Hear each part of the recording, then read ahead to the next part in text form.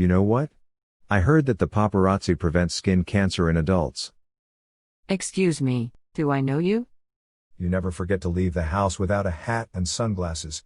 I don't know why anyone would think it was a good idea to go to the beach and tell skin cancer jokes to strangers. Where are you from? Los Angeles. In Los Angeles, the sun always feels like it's in my eyes, even when my eyes are shut.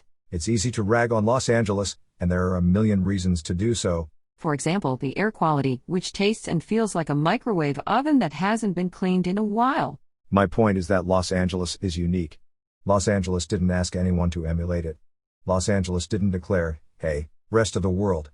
Destiny awaits, I am your destiny. And if someone had asked, Los Angeles might have cautioned against it.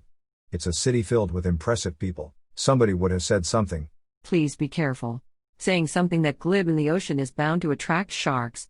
And doesn't ask anyone to emulate it. It's been spreading a dream, a myth, a culture for 100 years.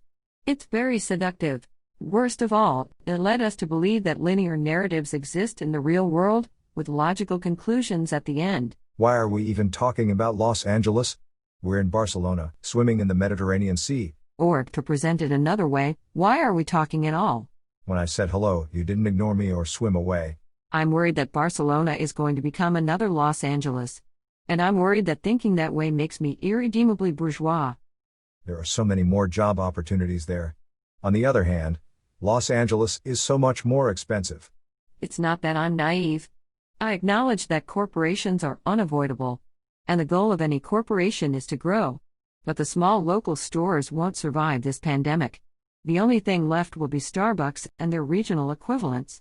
They employ people in the city who need jobs. But they're not good jobs. They don't pay well, and the people working them end up priced out of their neighborhoods. The problem, as I see it, the city will inevitably get more expensive and, at the same time, more boring. That was inevitable, with or without the pandemic. You're right. It's hopeless. The buildings being sold and converted into overpriced hotels and derivative gastropubs.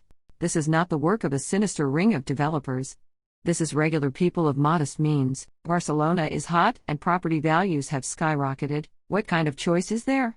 You can choose to sell and make enough money to care for your loved ones for decades to come. Or hold on to the property and preserve the authenticity of the neighborhood. No, not much of a choice. Nevertheless, I feel obliged to be pragmatic. The pandemic at least delays the inevitable, and I see a certain poetry in that. As it stands, with a ban on tourism, Barcelona is provincial again. The city that disappeared after the 1992 Olympics has returned for this last magic moment before dissolving permanently beneath the Mediterranean sun. So what have we learned? Live in the moment. Be fatalistic. Nobody ever learns a damn thing. So can I take your picture? I am with the paparazzi, and you really should be wearing a hat and sunglasses. Crap. I sure do hate Los Angeles.